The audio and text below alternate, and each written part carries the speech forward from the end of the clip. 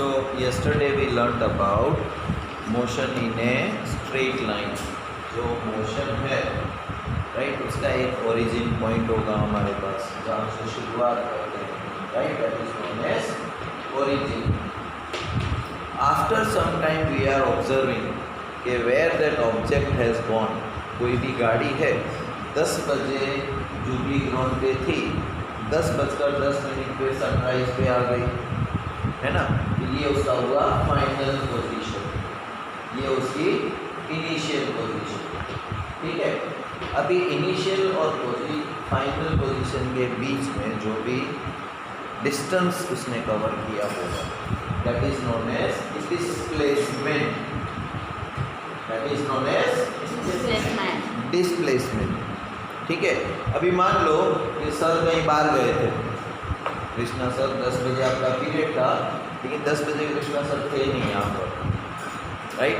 आप जल्दी जल्दी स्कूल से जुबली ग्राउंड तक गए, वहाँ से जलेबी गांठिया वड़ा पाव बंधवाए, ठीक है, और वापस स्कूल में आ गए 10:15 पर. ठीक है. और तब सर आ गए, सर ने देखा बच्चे तो यहीं बैठे हैं. सर को पता ही नहीं है कि बच्चे जो हैं वो जुबली ग्राउंड तक डिस्प्लेसमेंट हो चुके हैं और वापस भी स्कूल में आ चुके हैं.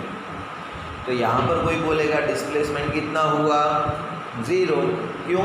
क्योंकि जहाँ पर थे वहीं पर वापस आ गए, तो डिस्प्लेसमेंट तो हुआ ही नहीं. हुआ नहीं हुआ, लेकिन डिस्टेंस कवर किया. क्यों? क्योंकि जुबली ग्राउंड 5 किलोमीटर है यहाँ से मान लो, और वापस दूसरा आए स्कूल में तो 5 + 5 10. तो 10 किलोमीटर आपने डिस्टेंस ट्रैवल किया, लेकिन डिस्प्लेसमेंट 0. जहाँ थे वहीं के वहीं वापस आ गए right. Now uniform motion and non uniform motion. What is uniform motion and non uniform motion? कि भाई यूनिफॉर्म स्कूल का यूनिफॉर्म पहन के हम मोशन करते हैं तो वो यूनिफॉर्म मोशन. कोई सिविल ड्रेस में आके मोशन करता है तो वो नॉन यूनिफॉर्म मोशन. ऐसा होता है? नहीं. अभी देखो आपका अगर हम रिज़ल्ट कार्ड देखें है ना, तो साइंस में 25 मार्क्स, मैथ्स में 20 मार्क्स, संस्कृत में 23 मार्क्स राइट, हिंदी इंग्लिश में 17 मार्क्स. लेकिन जब हम टोटल निकालते हैं तो हम क्या बोलते हैं कि भाई इसके 65% आए राइट. इसका क्या मतलब हुआ कि भाई तुम्हारी 3 सब्जेक्ट की टेस्ट थी. ठीक है, 3 सब्जेक्ट की टेस्ट थी. अभी 3 सब्जेक्ट में एक में आपको आए 18 मार्क्स, दूसरे में आए 16 मार्क्स और तीसरे में आए 20 मार्क्स राइट. तो एवरेज निकालोगे तो कैसे निकालोगे? प्लस करोगे, फिर प्लस करोगे, फिर तो 16 + 18 34, 34 + 20 54. ठीक है. अभी क्या है कि ये मार्क्स समझ लो ध्रुव के है. ठीक है. अब साहिल के मार्क्स ले लो. साहिल को तीनों में 18, 18, 89, तो टोटल कितना हुआ उसका 54 राइट. तो किसको ज़्यादा है किसको कम है? किसी को कम या ज़्यादा नहीं है. टोटल तो 54 ही हुआ, इसका भी टोटल 54 हुआ. लेकिन फ़र्क कहाँ आया? इसके तीनों में 18, 18, 18 है यूनिफॉर्म मार्क्स. इसमें 18 भी है, 16 भी है, 20 है, नॉन यूनिफॉर्म है ना. उसी तरह जब हम एक जगह से दूसरी जगह जाते हैं राइट, रास्ता खाली पड़ा है, बिल्कुल कोई नहीं है, या तो रात का टाइम है या दोपहर का टाइम है राइट, कोई नहीं है, सड़क खाली पड़ी है. तो फुल स्पीड में आप जाओगे, है ना। आपका मोशन जो है वो यूनिफॉर्म है, राइट। डिस्टेंस आपने उतना ही कवर किया।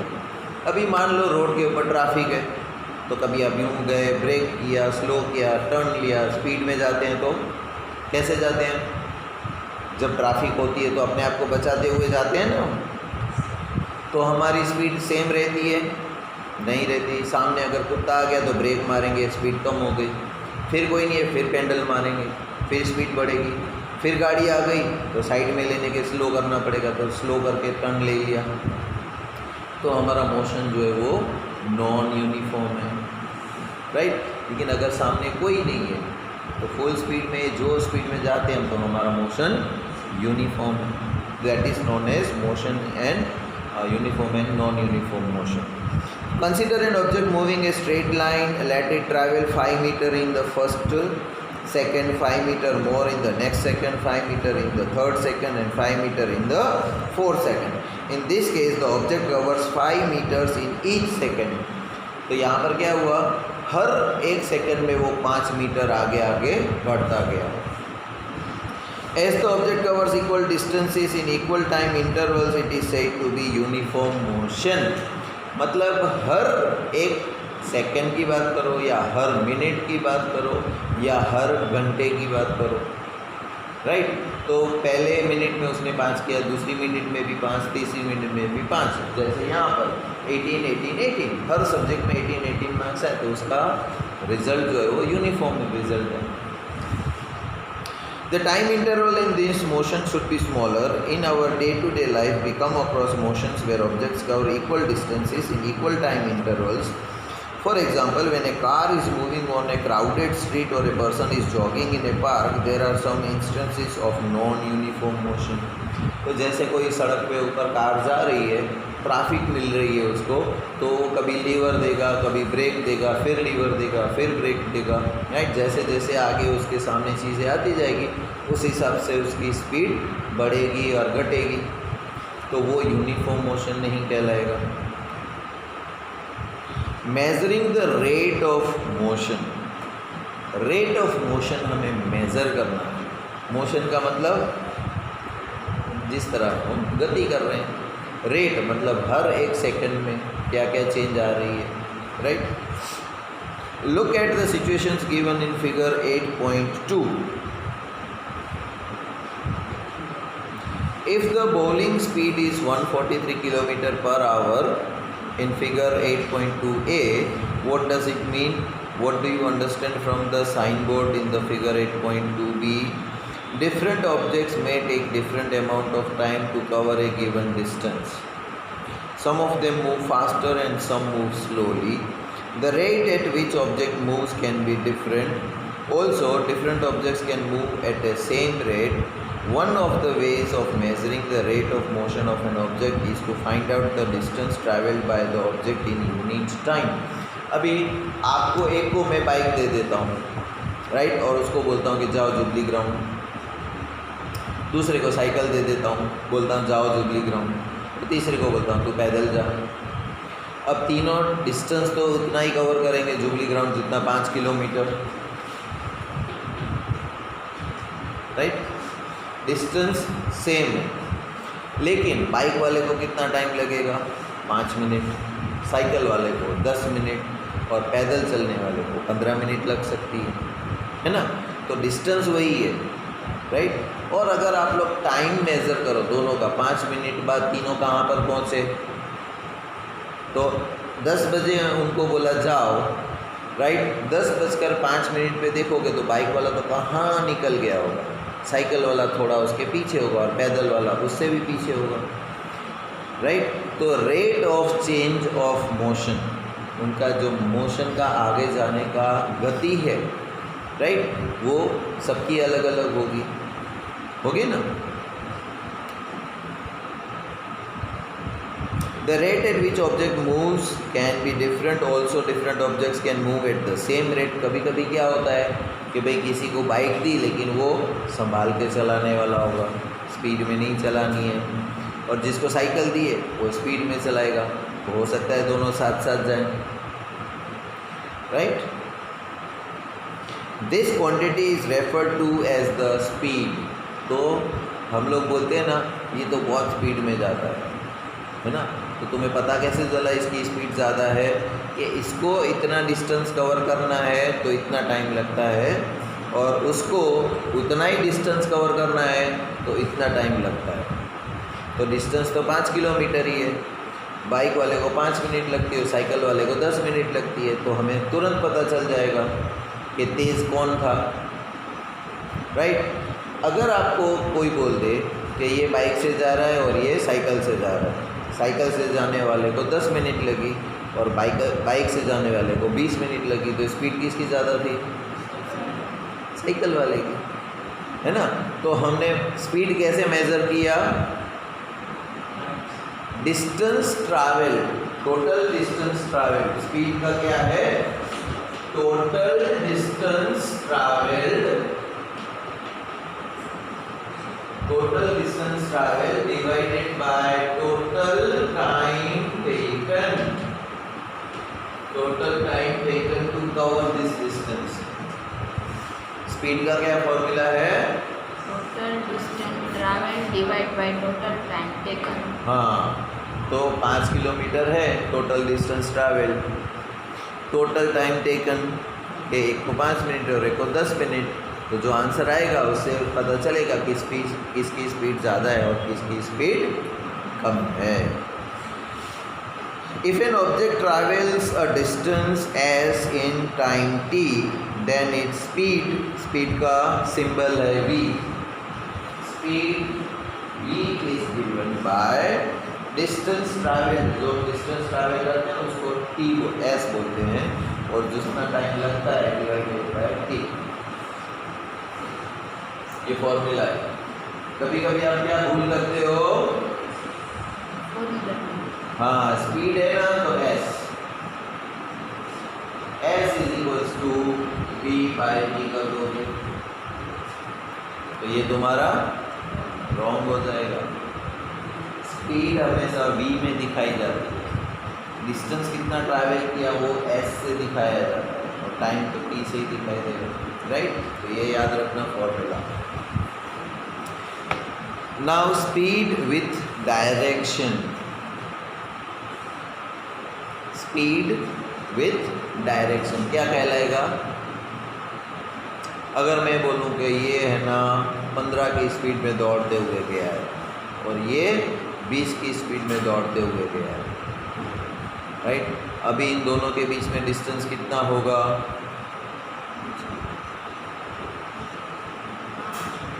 देखो, जब मैं बात करता हूँ ये मैं यहाँ से खड़ा हूँ, ये मेरा स्टार्टिंग पोजीशन है।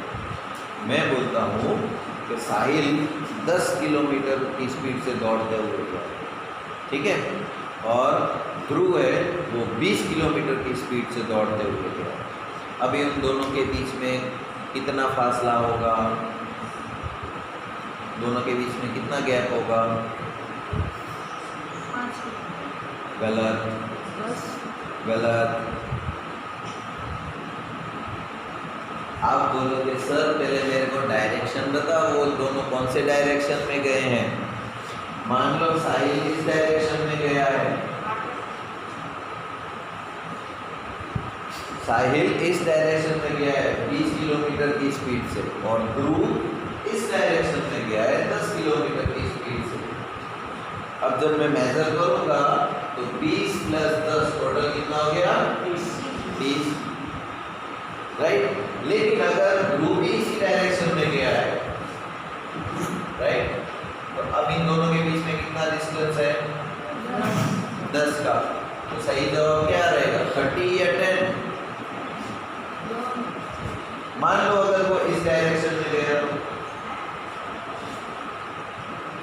स्कूल से सीधा भी जा सकता है ना, या इस डायरेक्शन में भी जा सकता है। तो जब हम स्पीड के साथ साथ डायरेक्शन भी बताते हैं उसको हम बोलते हैं वेलोसिटी। क्या बोलते हैं? वेलोसिटी। तो डायरेक्शन देना ज़रूरी है, वरना तुम्हारा आंसर अलग आ जाएगा। 30 भी राइट है, 10 भी राइट है, राइट।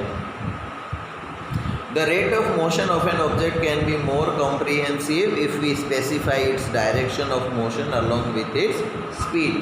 जब हम किसी दो ऑब्जेक्ट की बात कर रहे हैं, दोनों के स्पीड की बात कर रहे हैं, तब हमें उसका डायरेक्शन भी बताना चाहिए कि कौन से डायरेक्शन में, तो हमें एग्जैक्ट वैल्यू दोनों के बीच में कितना गैप है पता लगेगा, right. Velocity is the speed of an object moving in a definite direction. What is velocity? What is velocity? Speed of an object in a definite direction. That is velocity. The velocity of an object can be uniform or variable. वो भी uniform हो सकती है या variable, मतलब अलग अलग variable हो सकती है। It can change by changing the object speed, direction of motion or both. या तो डायरेक्शन बदल दो या स्पीड बदल दो तो दोनों की वेलोसिटी चेंज हो जाएगी, right. When an object is moving along a straight line at a variable speed, we can express the magnitude of its rate of motion in terms of average velocity. जब कोई object straight line में दौड़ रहा है, ठीक है, straight line में दौड़ रहा है और उसकी स्पीड वेरिएबल होती जा रही है, कभी बढ़ती है कभी घटती है, कभी बढ़ती है कभी घटती है, तो हमें डायरेक्शन तो पता ही है, वेरिएबल स्पीड भी पता है, तो वेलोसिटी जो है वो भी वेरिएबल हो जाएगी, चेंज होती जाएगी, right. It is calculated in same way as we calculated average speed.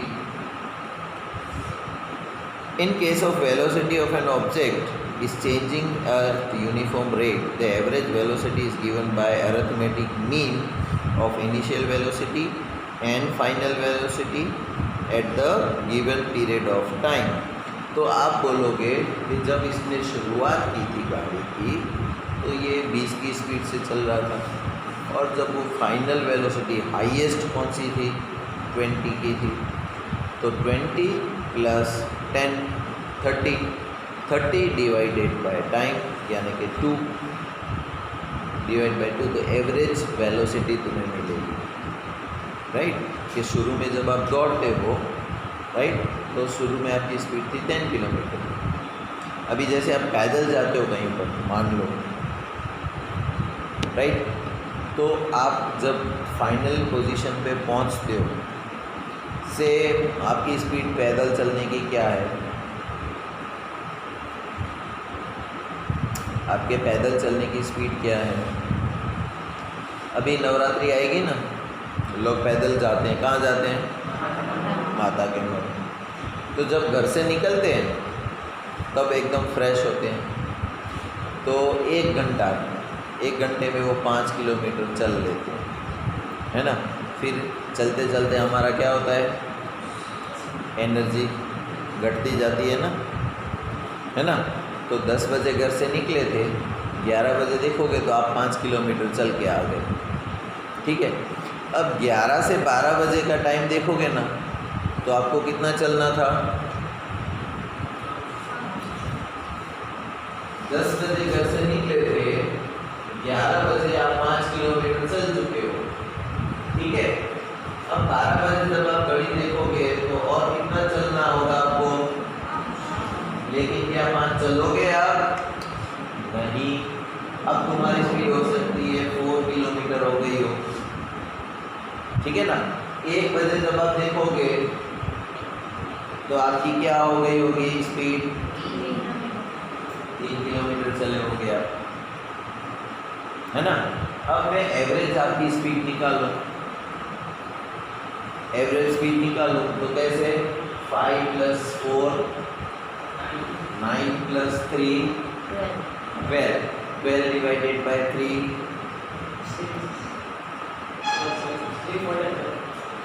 4। इसका मतलब हुआ कि 4 किलोमीटर आपकी एवरेज स्पीड है ना। इसमें भी 4, इसमें भी 4, इसमें भी 4। इसी तरह वेलोसिटी आप जब एवरेज निकालोगे तो initial velocity final velocity divided by 2। Mathematically average velocity जो दिखाया जाता है VAV, average velocity VAV, AV का मतलब होता है एवरेज वेलोसिटी। तो इनिशियल वेलोसिटी जो होती है वो u से दिखाई जाती है, किससे? u। फाइनल वेलोसिटी किससे दिखाई जाती है? v। Final velocity v divided by 2।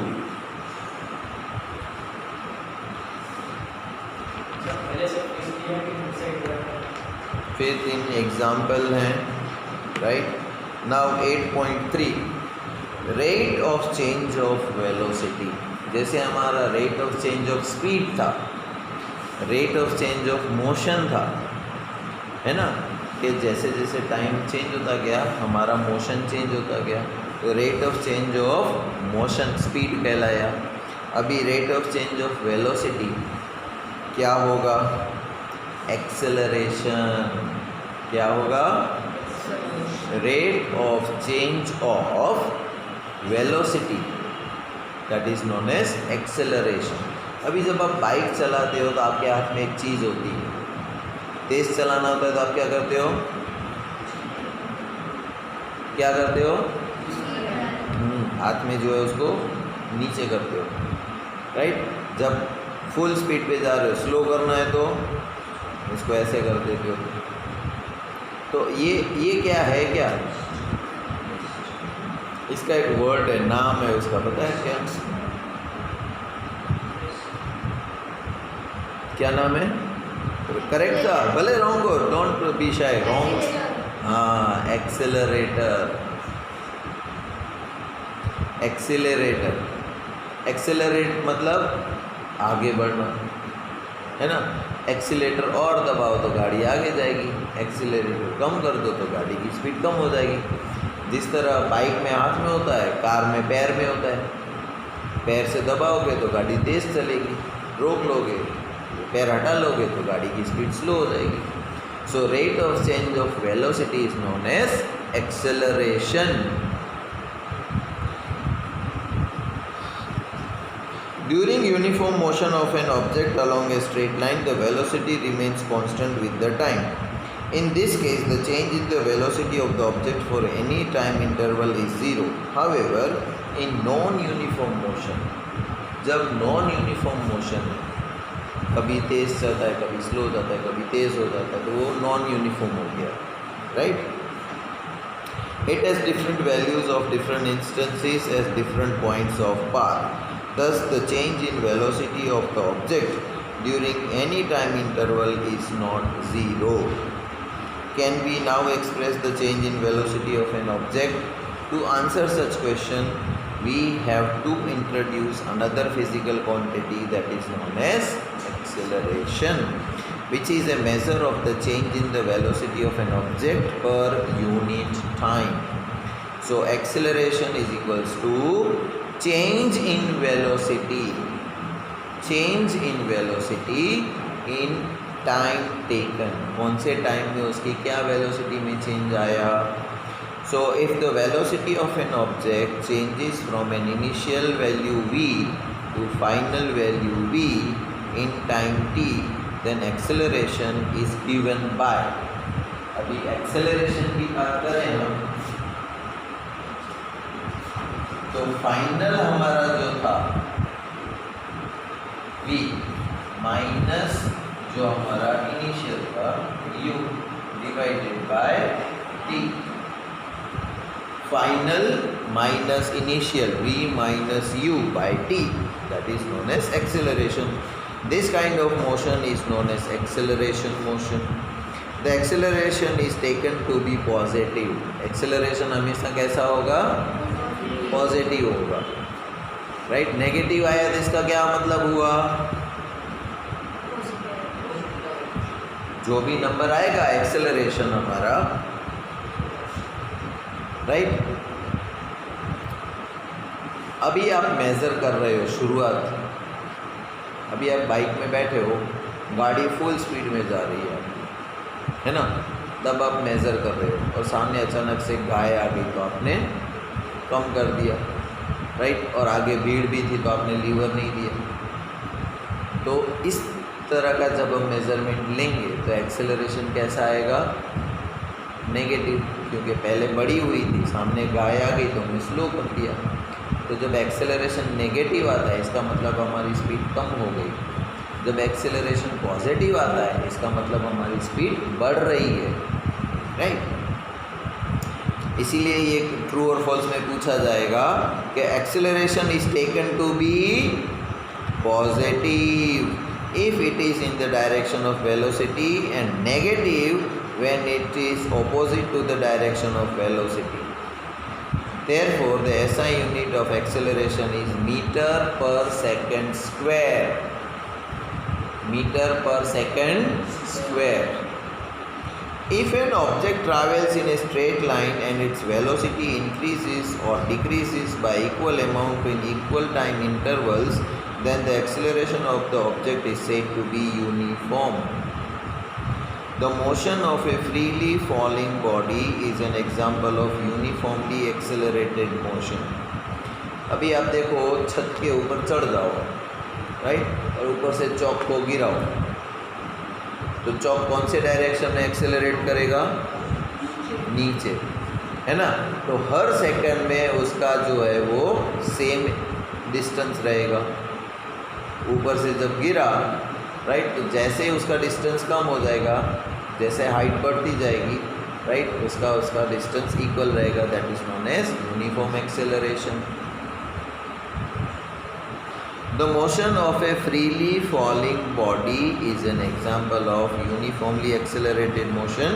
On the other hand, an object can travel with non-uniform acceleration if its velocity changes at a non-uniform rate.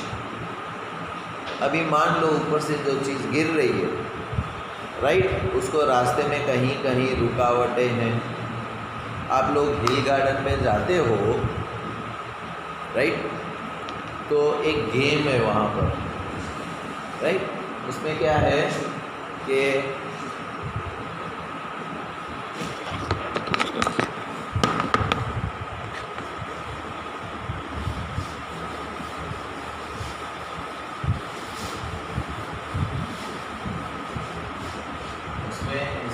Plastics के रॉड्स लगे हुए, ठीक है, ये उसकी ट्यूब है, चैनल है, और बाजू में मान लो दूसरी ऐसी है चैनल है। अब आपने देखा होगा गोटियाँ होती हैं खेलने की, वो गोटी इस हॉल में से नीचे फेंकी जाती है, राइट। तो ये गोटी जो है ना, पहले यहाँ गिरेगी और यहाँ घूम के आएगी, अब ये यहाँ पर आएगी, फिर यहाँ पर आएगी, फिर यहाँ पर आएगी, फिर यहाँ पर आएगी, फिर यहाँ पर, फिर यहाँ पर, फिर यहाँ पर, और फाइनली बाहर निकल जाएगी। यहाँ पर से जब आप गोटी को छोड़ोगे तो धड़ाम से नीचे आके गिरेगी, है ना। क्यों? क्योंकि इसके रास्ते में कोई भी रुकावटें नहीं है, उसको सीधा ही नीचे गिरना है। अब देखो ये हाइट तो सेम है दोनों की, है ना, हाइट सेम है, इन दोनों की साइज भी सेम है। जब आप छोड़ोगे तो इसको ज़्यादा टाइम लगेगा, इसको कम टाइम लगेगा। क्यों? क्योंकि इसका स्पीड जो है वो हर बार चेंज होता जाएगा, यूं होते हुए आएगी। अब देखोगे ना तो स्पीड आपको दिखेगी उसकी, राइट। और ये जो तनाव से सीधी नीचे गिरेगी, तो सेम डिस्टेंस को ट्रैवल करने में इसको ज़्यादा टाइम नहीं लगता है, कम टाइम लगता है, इसको ज़्यादा लगता है, क्योंकि इसकी स्पीड जो है वो चेंज होती जा रही है हर जगह पर, राइट।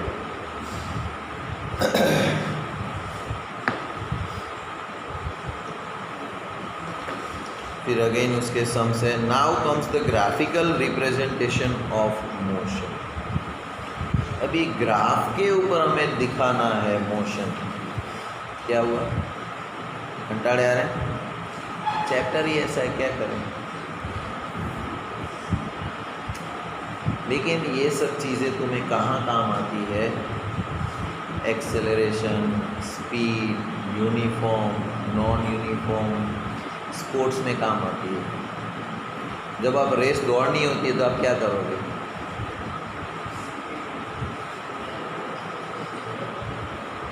साइंटिफिक तरीके से दौड़ने की कोशिश करोगे तो पहले आपको स्लो दौड़ना है। कैसा? स्लो, है ना? आपकी एनर्जी आपके पास बची पड़ी है, राइट? जो पहले शुरू में दौड़ लेता है ना, ताकत लगा लेता है, तो उसकी एनर्जी ख़त्म होने के ऊपर होती है, राइट? फिर आपको पता है अब मुझे सिर्फ इतना ही डिस्टेंस कवर करना है, राइट? तब आप स्पीड बढ़ा लो, तो जो ऑलरेडी फास्ट स्पीड में आगे निकल गया तो उसको एक कॉन्फिडेंस आ जाता है कि भाई मेरे से लोग बहुत पीछे हैं, तो ऑटोमेटिकली और उसकी एनर्जी घटती जा रही होती है ना? एनर्जी घट रही है और कॉन्फिडेंस है मैं आगे हूँ, राइट? तब तक जो पीछे वाला होता है ना, उसकी एनर्जी तो उसके पास पड़ी होती है, उसने खर्च नहीं की है, राइट? अब जब उसको पता है कि अब मेरे को इतने डिस्टेंस का होना है, तब वो स्पीड अपनी बढ़ाएगा, फास्ट करेगा, राइट? क्योंकि उसके पास स्टोर पड़ी हुई है, इसकी घटती जा रही है, पहले से ही घट चुकी है ना? तो फाइनली जीतेगा कौन? पीछे वाला है वो जीत जाएगा, है ना? खरगोश की और कौन सी स्टोरी थी? कछुए की। तो कछुआ जो था वो यूनिफॉर्म मोशन से चले जा रहा था, घटा नहीं रहा था, जबकि खरगोश था वो रेट उसका चेंज होता जा रहा था हर बार। पहले थोड़ा दौड़ लिया, देखा बहुत पीछे, सो जाता हूँ थोड़ी देर, है ना? फिर कछुआ आगे निकल गया, फिर वो दौड़ता है, फिर आगे निकल जाता है, फिर सो जाता है, और लास्ट में वो सोता ही रह जाता है क्योंकि उसकी एनर्जी ख़त्म हो रही थी, राइट? थक गया था, इसलिए अच्छी नींद आ गई तो सो गया। लेकिन कछुआ अपनी मेंटेन स्पीड से आगे आगे आगे जाके जीत जाता है।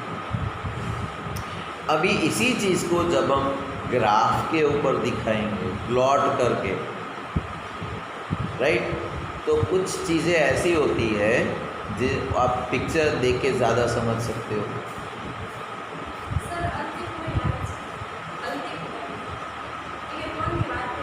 बेस क्लास चालू છે। सो जब यूनिफॉर्म की बात करते हैं या नॉन यूनिफॉर्म की बात करते हैं, तो ग्राफ जब हम ड्रॉ करेंगे, राइट, तो ग्राफ जब देखोगे ना, सपोज ग्राफ कैसा होता है, ये कैसा ग्राफ है? स्ट्रेट लाइन है, राइट? मतलब सेम कांस्टेंट स्पीड से जा रहा है बढ़ते हुए। अगर दूसरा ग्राफ देखोगे तो इस तरह का होगा, तो इसका मतलब क्या हुआ कि पहले उसकी स्पीड कम थी, फिर बढ़ती गई बढ़ती गई बढ़ती गई और फिर एकदम बढ़ गई। अगर उल्टा आएगा, ग्राफ यूँ आएगा, इसका मतलब क्या हुआ? हाँ, पहले उसकी स्पीड ज़्यादा थी, फिर धीरे धीरे धीरे होते कम होती गई, स्लो हो गई, राइट? तो ग्राफ देख के आपको पता चल जाएगा कि किसकी स्पीड यूनिफॉर्म है, किसकी इंक्रीज हो रही है और किसकी डिक्रीज हो रही है, राइट? तो this is known as graphical representation of motion.